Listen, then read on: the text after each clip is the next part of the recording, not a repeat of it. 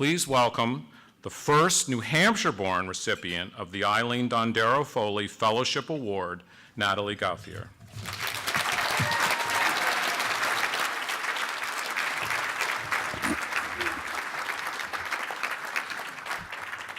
Thank you, and hello.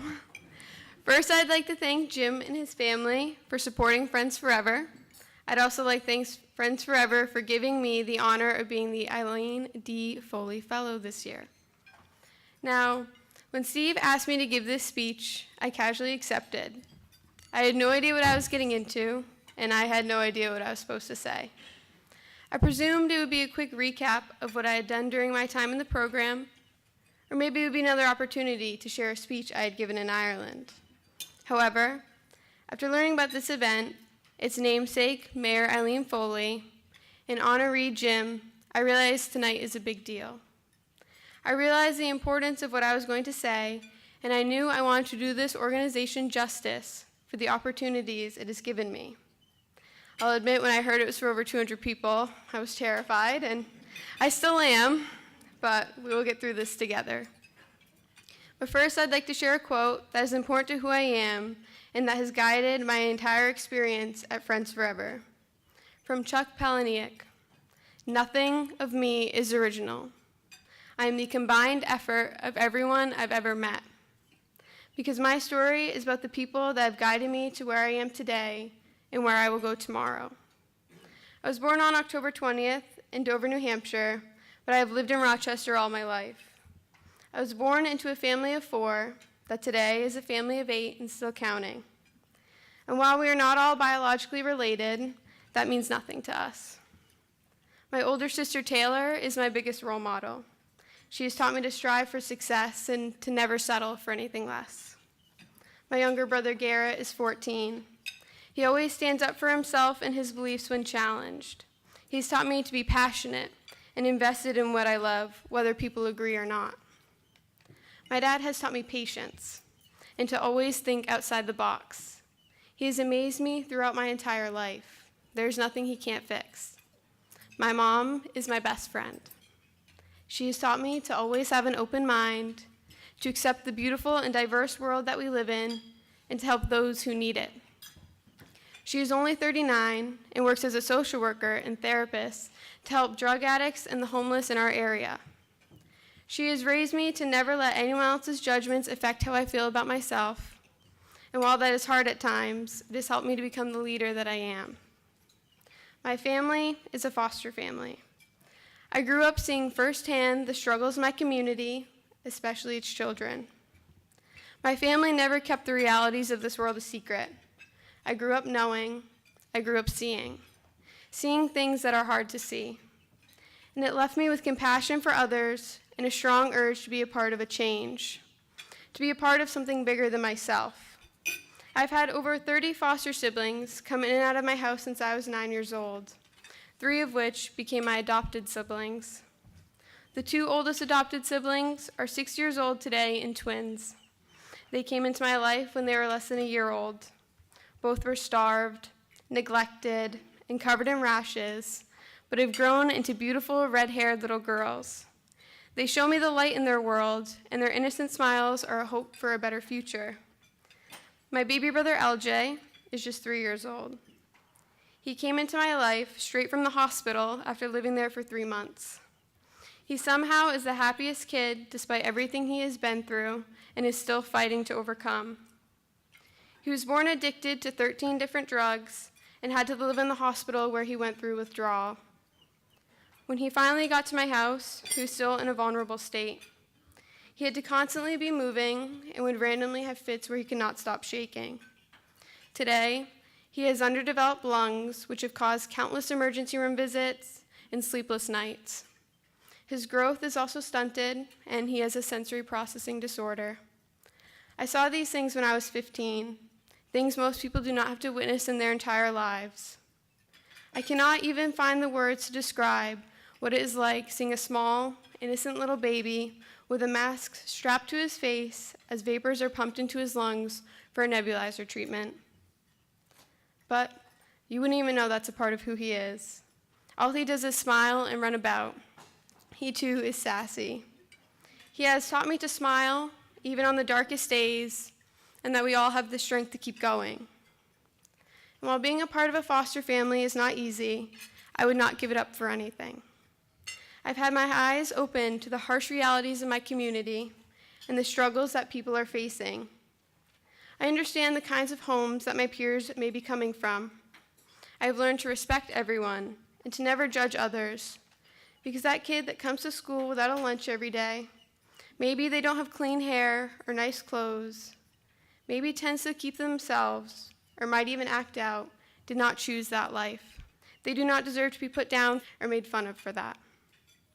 And although it is improving, my community of Rochester still struggles with a strong presence of drugs and poverty. Many students come from unstable homes that are lacking in structure and support. I have kids in my class who are homeless and put in challenging situations and are led down a path that is hard to get off of. Not only that, but much of my community and peers are ignorant to the extent of these trying circumstances. Individuals that have never seen or experienced such hardship are judgmental of the people who have. Whether it is in Rochester or places around the world, it is important that my generation understand the importance of empathy and set a good example, not only for the generations that follow, but for the generations that have come before us. Friends Forever International is giving youth in my community and around the world the tools that we need to be leaders and to be the drive for change. It is teaching us what it means to be empathetic, accepting, and resilient. When I first heard about Friends Forever back in 2016, I was enthralled. I learned about the organization from being involved in extracurricular activities at my school, Spalding High School. I loved the entire concept of the program. It was meant to challenge participants, to challenge their entire way of life. These students from Northern Ireland were taught to be lifelong enemies, yet here they were, together, reaching past the stereotypes and stigmas surrounding them, all to find commonalities, to find that they liked the same food or music or clothes. In the program, they had to eat, sleep, cook, clean, and really just exist together. Complete strangers that soon became family. All this happening while being given the tools that they need to spark change back in their communities. It was a movement and organization I felt I could only dream of being a part of, at least until I heard Friends Forever was offering a group of students from Spalding the opportunity to pilot a new branch of the program right here in New Hampshire. Immediately, I was overjoyed, and then filled with butterflies, and then with stress. I knew how badly I wanted to be a part of that group, but I also knew that the selection process was tough, and I wasn't sure I was the kind of person that would be picked. But after hours of typing and retyping my answers, I submitted the application. Finally, I was one of the 6 girls chosen to be a part of the program. I remember being told many times that the program is meant to challenge you, to push you outside of your comfort zone, and that you will get as much out of it as you put in. I definitely think I underestimated just how much it would challenge and change me. At one point, I thought the program might not be the right choice for me. My group was filled with cliques, and there was no connection among all the members. But right before we headed to Northern Ireland, there was a meeting where we all got together for workshops and bonding. We wrote life maps and had to share them with each other. We learned about each person's background, good or bad, and shared a lot of intense moments and personal stories. I luckily did not cry, but I had to cut my presentation short because I was close. This is one of the days that I and my teammates look back on as a turning point for us. We had our first experiences in hearing personal stories and pushing ourselves outside of our comfort zones to be vulnerable in front of others. These moments that we spent together before embarking on our journey overseas was crucial in setting the tone for the trip. In Ireland, we did get to do some sightseeing and fun activities, and while I am fond of those memories, they are not the most impactful thing I took home with me. I took home a new and improved version of myself, a version that was forever changed from the original because of the people that I had met and the challenges that I had faced. I brought home a sense of a new understanding for people all over the world. I brought home the ability to be able to spark a conversation and find commonalities with someone seemingly 100% different from myself. I brought home the ability to not only be an effective leader, but also a successful follower. Now, I could stand up here for hours and tell you nearly every impactful thing that we did, but I'm aware that there are other matters to attend to, so I'll share one of my favorites. We visited a place known as International Meeting Point. There, refugees and asylum seekers are able to go for meals, to socialize with each other, find support, and even attend free English lessons. Upon arrival, we were welcomed by Hannah, an alumni of Friends Forever. She brought us into this large open room with a kitchen, dining tables, pool tables, and a large map that covered an entire wall. The room was filled with people from all over the world, and all we had to do was eat food and talk to them. I was terrified and felt extremely awkward. I cannot believe we were expected to just walk up to people and start talking to them. I mean, growing up, I was always told the usual stranger danger. Yet, here we all were, in a foreign country, about to do the exact things that our teachers and parents told us never to do. But one thing Friends Forever has taught us is that the biggest danger is keeping everyone a stranger.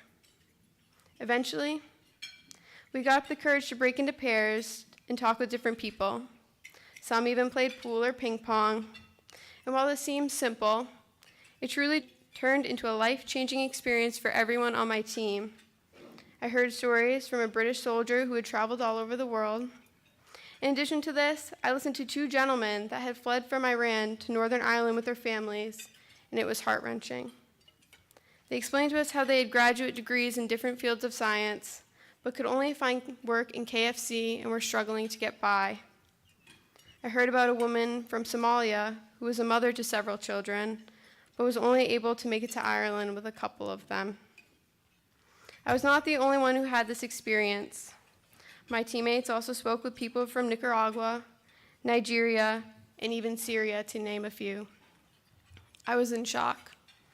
These are some of the nicest, most intelligent people I'd ever met, yet they're judged by society, their cultures are surrounded by awful stereotypes, and their capabilities dismissed. We were all captivated and moved by what each person had to tell us. We heard so many unique stories that would take your breath away, but not everyone was willing to talk to us. For some, their stories were still too painful to say out loud. Some felt it would be unsafe, and others had more reasons. However, in the end, no matter who we listened to, we all learned the same things. Everyone has their own story, and just because you do not know it doesn't mean it does not exist.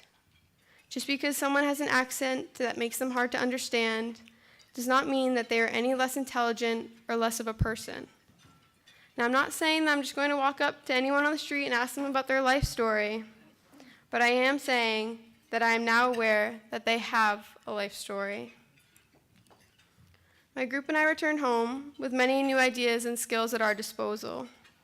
For a long time, we thought we would do a community service project to help the homeless students in our school, but every idea we came up with was already happening, so we kept pushing. After hours of brainstorming, we pieced together some ideas and came up with a program known as Raider for a Day. What happens with this program is that one student is picked each month from the 8 elementary schools in our district. These students are chosen by the school, and usually is because of acts of good behavior, grades, kindness, and improvement. These kids then receive a Spalding High School t-shirt, and they get to choose one activity to do with the members from my team. These activities include things like sitting courtside at a basketball game, joining art club, or inviting us to their lunch and recess. We chose this as our project because our high school has had a poor reputation in our community over the years, and we are working to change that. Also, our school suffers from a lack of spirit and unity. By interacting with the younger generations and getting them excited for high school, we are planting a seed of spirit that will grow over the years. And the most important outcome from our project is that we are promoting kindness, good grades, and positive behaviors. By changing the attitudes of the young kids in my community, we are quite literally changing the future. And we owe it all to Friends Forever International for giving us the tools and experience to help us get there. My story continues on as I am now an official member of the alumni movement, where I'll keep working to change my community and the world as I continue to improve my leadership, communication, and of course, public speaking skills. My journey started with my family, and I will continue to remember what they have taught me about acceptance, patience, generosity, hard work, and strength. I will also never forget or stop sharing the most impactful lesson that Friends Forever has taught me. But in order for me to do that, would you all please close your eyes for a few moments? Please. I want us all to think about our own stories. For me, it has been my family, but for you, it may be someone different. I want you to think about what has made you who you are. Who are the people that you are a combination of? What are the experiences that have changed your life? The experiences that have brought you to your lowest points? Think about the times where you thought you just could not keep going. Now think about the things that have motivated you. Think about the moments that make the struggle worth it. Who has pushed you to keep going? Now widen your thoughts. Think about everyone around you, in this room, in this city, in this country, and in the world. Think about how you've all felt the same emotions of pain, happiness, sorrow, and joy, but for so many different reasons. Think about the stories that are being shaped all over the world, even if we have not heard them. They all come with beautiful moments and painful moments. Always remember that no matter where we are in the world, we are not so different from the people around us. We are all people with experiences and emotions. You may open your eyes now.